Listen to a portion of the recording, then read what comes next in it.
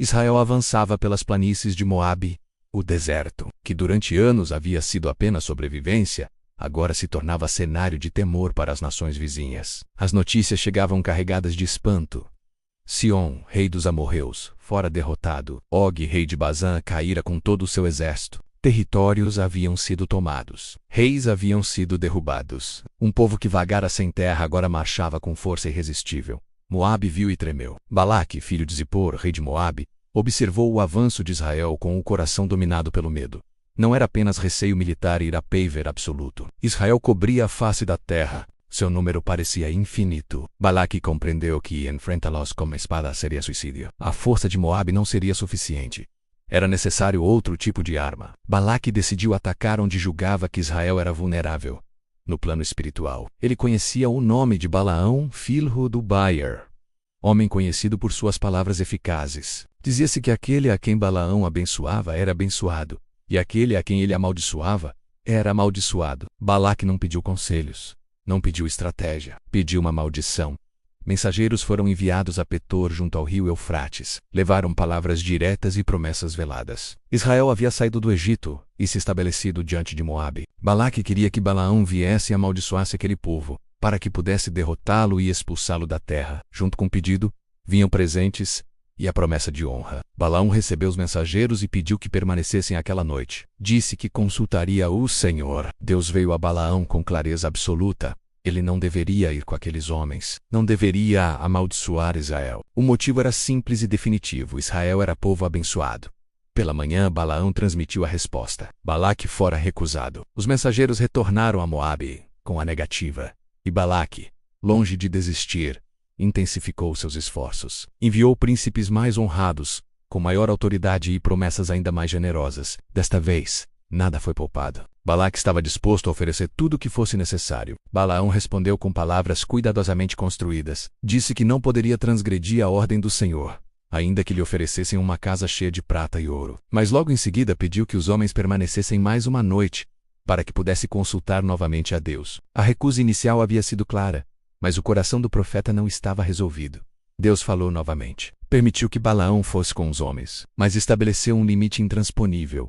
Balaão deveria falar apenas aquilo que Deus colocasse em sua boca. Balaão se levantou cedo, selou sua jumenta e partiu com os príncipes de Moabe. O caminho estava autorizado, mas a disposição interior revelava resistência e ambiguidade. Enquanto Balaão seguia, a ira do Senhor se acendeu. O anjo do Senhor se colocou no caminho como adversário, com a espada desembainhada. Balaão não viu nada, mas a jumenta viu. Ao enxergar o anjo, desviou-se do caminho e foi para o campo. Balaão, irritado, feriu a jumenta para forcá-la e retornar. Mais adiante, o anjo se colocou em um caminho estreito entre muros de vinhas. A jumenta, tentando evitar o anjo, apertou-se contra o muro e esmagou o pé de Balaão. Ele a feriu novamente. Pela terceira vez, o anjo se pôs no caminho, agora em um lugar onde não havia saída. A jumenta simplesmente se deitou. Balaão perdeu o controle e a espancou com a vara. Então, o Senhor abriu a boca da jumenta. Ela falou. Perguntou por que estava sendo ferida. Balaão respondeu como se aquilo fosse normal, acusando-a de zombaria. Disse que se tivesse uma espada, a mataria. A jumenta lembrou-lhe sua fidelidade. Nunca havia agido daquela forma antes. Nesse momento, o Senhor abriu os olhos de Balaão. Ele viu o anjo com a espada desembainhada. Prostrou-se com o rosto em terra. O anjo declarou que estava ali para resistir, porque o caminho de Balaão era perverso diante de Deus. Disse que a jumenta havia salvado sua vida. Balaão confessou o pecado e se dispôs a voltar, mas o anjo permitiu que ele prosseguisse. Reafirmando a ordem, falaria somente as palavras que Deus lhe dissesse. Balaão seguiu adiante. O profeta caminhava, mas não estava livre. O chamado estava diante dele e a tensão entre obediência e desejo o acompanhava a cada passo. Balaão chegou às terras de Moabe sob o olhar atento de Balaque. O rei saiu ao seu encontro carregando ansiedade e expectativa. A presença do profeta representava para ele a última esperança contra o avanço de Israel. Balaque não buscava conselho nem advertência. Buscava uma arma espiritual que pudesse fazer o que exércitos não conseguiam. Sem demora, Balaque conduziu Balaão até um lugar elevado, de onde se podia ver parte do acampamento de Israel espalhado pelas planícies. O povo estava organizado, numeroso, silencioso. Balaque ordenou que fossem construídos 7 altares. Sobre eles, 7 novilhos e 7 carneiros foram oferecidos. O ritual foi preparado com cuidado. como se cada detalhe pudesse inclinar o céu a favor de Moabe. Balaão pediu que Balaque permanecesse junto aos sacrifícios enquanto ele se afastava para buscar palavra do Senhor. O profeta caminhou sozinho, carregando o peso da expectativa alheia e o limite imposto por Deus.